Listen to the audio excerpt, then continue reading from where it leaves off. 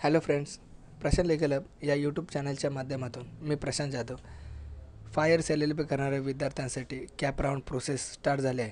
तर cap round प्रोसेसचा form आणि option form कसा भरायचा या संबंधीचा हा व्हिडिओ आहे. तर मित्रांनो, हा व्हिडिओ तुम्ही सुरुवातीपासून शेवटपर्यंत पहा.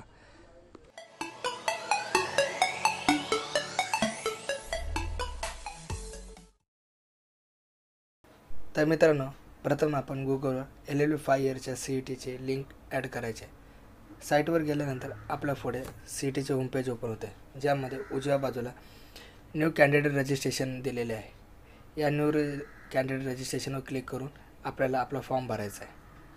मित्रांनो, फॉर्म ओपन होण्या अगोदर आपल्याला विचारले जाते हे आपण परीक्षा दिली आहे का. जर आपण 5 इयरचे परीक्षा दिली आहे तर यस करा किंवा नो करून आपण पुढे जायचे आहे. यस केल्यानंतर आपल्या पुढे पुन्हा एक नवीन पर्याय उपलब्ध होतो, ज्याच्यामध्ये आपला रजिस्ट्रेशन नंबर आणि रोल नंबर हे आपल्याला भरायचे आहेत. आणि खाली रेड रंगामध्ये आपल्याला चेक CET डिटेल हा पर्याय उपलब्ध होतो. यावर आपल्याला क्लिक करायचे आहे आणि हे क्लिक केल्यानंतर आपल्याला पुढे आपले डिटेल हे व्यवस्थितरित्या स्क्रीनवर दिसून येते, जे आपल्या नाव आणि आपले CETचे मार्क्स हे आपल्याला पाहायला मिळते. हे एकदम व्यवस्थित असल्यानंतर आपण सेव्ह आणि नेक्स्टवर क्लिक करायचे आहे, जेणेकरून आपल्याला आपला पुढील फॉर्म भरायचा आहे, ज्यामध्ये आपल्याला टायटल्स, कॅन्डिडेटचे full names, gender, date of birth, email address, mobile number, password आणि कन्फर्म पासवर्ड. मित्रांनो, यामध्ये पासवर्ड बनवताना आपल्याला वरती दिल्याप्रमाणे 8 कॅरेक्टरचा वापर करायचा आहे. हे कॅरेक्टर वापरताना सर्व कॅरेक्टरचा एक एक प्रकार घेऊन आपल्याला आपला पासवर्ड व्यवस्थित बनवायचा आहे. हा पासवर्ड व्यवस्थित क्रिएट झाल्यानंतर एंटर करायचा आहे आणि हाच पासवर्ड कन्फर्म पासवर्ड करून आपल्याला रजिस्ट्रेशनवर क्लिक करायचे आहे. मित्रांनो, याच्याविषयी आपल्याला मेसेज किंवा मेलमध्ये ही माहिती उपलब्ध होऊन जाईल. पुढे आपल्याला रजिस्ट्रेशन सक्सेसफुली असा मेसेज येईल, ज्यामध्ये आपल्याला लॉग इन ID उपलब्ध होईल. हा लॉग इन ID आपल्याला शेवटपर्यंत उपलब्ध राहील आणि हा आपल्याला लागणार आहे. तर मित्रांनो, हे सर्व झाल्यानंतर प्रोसेस टू लॉग इन वर क्लिक करायचे आहे. क्लिक केल्यानंतर आपल्याला उजव्या बाजूला आलेल्या डायलॉग बॉक्समध्ये लॉग इन आणि खाली पासवर्ड टाकायचा आहे, ज्यामध्ये जर आपला पासवर्ड चुकला असेल तर फॉरगॉट पासवर्ड करून हे पुन्हा एकदा आपण लॉग इन करू शकता. मित्रांनो, हे झाल्यानंतर आपल्याला दिसेल की स्क्रीनवर आपला ॲप्लिकेशन फॉर्म हा इनकम्प्लीट आहे. तर मित्रांनो, तो प्रथम भरण्यासाठी खाली प्रोसेस्ड फिल टू ॲप्लिकेशन फॉर्मवर क्लिक करायचे, जेणेकरून आपला फॉर्म ओपन होईल आणि आपण स्टेप बाय स्टेप आपला फॉर्म भरू शकता. प्रोफाईलमध्ये आपण आपले नाव, फुल नेम, त्याचप्रमाणे आपले नाव चेंज असेल तर त्याप्रमाणे माहिती भरून आपण पूर्ण बॉक्स व्यवस्थित भरायचा आहे. तर पुढे आपल्याला करस्पॉन्डन्स ॲड्रेस हे दिलेला आहे, ज्याच्यामध्ये पर्याय दिल्याप्रमाणे आपल्याला आपल्या सर्व माहिती व्यवस्थित भरून सेव्ह आणि नेक्स्ट या बटनावर क्लिक करायचे आहे. मित्रांनो, माहिती काळजीपूर्वक भरा, चुकी करू नका. पुढे आपल्याला कॅन्डिडेट टाईप्स, म्हणजे आपण महाराष्ट्रातील असाल तर त्याप्रमाणे type A, B, C, D किंवा आपण OMS म्हणजे महाराष्ट्र अदर असाल त्याप्रमाणे माहिती भरायची आहे. OMS असाल तर खाली डिटेल्स आपल्याला भरावी लागेल. जर आपण OMS नसाल तर आपल्याला महाराष्ट्र कॅन्डिडेट टाईप A प्रमाणे आपल्याला माहिती फिल करायची आहे, ज्यामध्ये आपले महाराष्ट्रातील HSC SSC एज्युकेशन असताना डोमासील, बर्थ सर्टिफिकेट आणि LC हे महाराष्ट्राचा उल्लेख आहे. अशा प्रकारे टाईप A ची माहिती भरून आपण सेव्ह नेक्स्टवर क्लिक करून पुढे जायचे आहे. मित्रांनो, पुढे गेल्यानंतर आपल्याला ऑप्शन, कॅटेगरी आणि मायनॉरिटीचा फॉर्म ओपन होतो, ज्यामध्ये आपल्याला दिलेल्या पर्यायावर योग्य तो पर्याय निवड करून आपल्याला सेव्ह नेक्स्टवर क्लिक करून पुढे जायचे आहे. पुढे गेल्यानंतर आपल्या सोशल रिझर्वेशनमध्ये आपल्याला डिसेबिलिटी आणि डिफेन्स या संबंधित माहिती भरायची आहे. मित्रांनो, ही माहिती भरताना आपल्याकडे सर्टिफिकेट असणे हे आवश्यक आहे. पुढे आपल्याला ते सर्टिफिकेट स्कॅन करून अपलोड करायचे आहेत. त्यामुळे माहिती योग्य ते भरून आपण सेव्ह नेक्स्टवर क्लिक करायचे आहे आणि पुढे जायचे आहे. पुढे आपल्याला क्वालिफिकेशन डिटेल, म्हणजे प्रथम आपण 10वीची डिटेल भरणार आहोत, ज्यामध्ये आपण SSCला क्लिक करून ॲड क्वालिफिकेशन या निळ्या रंगाच्या बटनवर आयकॉनवर क्लिक करायचे आहे. क्लिक केल्यानंतर आपल्याला SSCच्या विषयी पूर्ण माहिती भरण्याचा चार्ट ओपन होईल. या चार्टमध्ये आपण SSCचे मार्क्स, शाळेचे नाव, सीट नंबर आणि इतर सर्व पासिंग इयर ही संपूर्ण माहिती आपल्याला भरून सेव्ह करायची आहे. पुढे आपल्याला SSC नंतर HSCची पूर्ण माहिती भरायची आहे.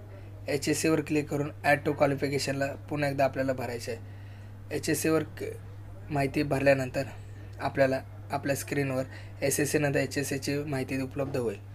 ही माहिती योग्यरित्या भरल्यानंतर आपल्याला खाली दिलेला पर्याय म्हणजे ग्रीन रंगाचे आयकॉन सेव्ह आणि नेक्स्ट या बटनावर क्लिक करायचे आहे. तर मित्रांनो, यामध्ये आपल्याला फोटो आणि सिग्नेचर विषयीची माहिती भरायची आहे. हे आपल्याला डॉक्युमेंट स्कॅन करून अपलोड करायचे आहे, ज्यामध्ये आपल्याला दिलेल्या इन्स्ट्रक्शननुसार 4 KB ते 100 KBच्या आतमध्ये आणि योग्य ते साईज घेऊनच आपल्याला आपलं डॉक्युमेंट व्यवस्थितरित्या अपलोड करायचे आहे. अपलोड केल्यानंतर आपल्या स्क्रीनवर हे डॉक्युमेंट्स उपलब्ध होताना दिसेल. स्क्रीनवर डॉक्युमेंट व्यवस्थितरित्या अपलोड झालेले दिसल्यानंतर सेव्ह आणि नेक्स्टवर क्लिक करून पुढे इतर डॉक्युमेंटसाठी आपल्याला एक डॉक्युमेंट अपलोड करायचे आहे, ज्यामध्ये आपण 500 KBच्या आतमध्ये सर्व फाईल्स ज्या PDF, JPG, JPEG आणि PNGच्या माध्यमातून आपल्याला एक करून त्या फिल करायच्या आहेत. मित्रांनो, हे डॉक्युमेंट व्यवस्थितरित्या स्कॅन करूनच आणि योग्य त्या साईजमध्येच आपल्याला अपलोड करायचे आहेत, याची काळजी घ्या. हे सर्व डॉक्युमेंट अपलोड झाल्यानंतर आपल्याला खाली व्ह्यू हा पर्याय उपलब्ध झाला, जेणेकरून आपण जे डॉक्युमेंट अपलोड केलेत हे पुन्हा एकदा आपण व्यवस्थित पाहू शकतो की ते व्यवस्थित झालेत का, ब्लर आहेत की नाहीत, हे सर्व माहिती आपण व्यवस्थित तिथे घेऊ शकता. पुढे सेव्ह नेक्स्टवर क्लिक केल्यानंतर आपल्याला कन्फर्म ॲप्लिकेशन फॉर्मचे वेगवेगळे फाईल्स आपल्याला दिसून येतील आणि हे सर्व भरल्यानंतर खाली डिक्लेरेशनला ब्लू रंगाचे टिक करून आपण पुढे कन्फर्म ॲप्लिकेशन फॉर्मवर क्लिक करायचे. कन्फर्म ॲप्लिकेशनवर क्लिक केल्यानंतर आपल्याला पुन्हा एकदा कन्फर्म विचारलं जातं आहे. याचा अर्थ आपण पुन्हा फॉर्म एडिट करू शकत नाही, त्यामुळे योग्य ते माहिती व्यवस्थित भरायची आहे, चुका करू नयेत ही आपल्याला विनंती राहील. पुढे आपल्याला प्रिंट ॲप्लिकेशन फॉर्म आलेला आहे. मित्रांनो, आपण लगेचच प्रिंट घ्यायची आहे किंवा सेव्ह PDF करायचे आहे, जेणेकरून हा फॉर्म आपल्याला अत्यंत आवश्यक असल्याने हा वेळोवेळी उपलब्ध करणे गरजेचे राहील. त्यामुळे ही प्रिंट आऊट किंवा सेव्ह PDF करणं आवश्यकच आहे. हेच आपण न विसरता करावे. तर पुढे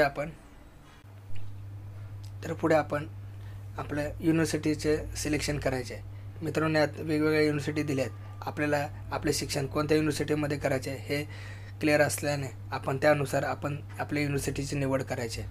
युनिव्हर्सिटीची निवड केल्यानंतरच आपल्याला आपले कॉलेज प्रेफरन्स हे ॲड करता येईल.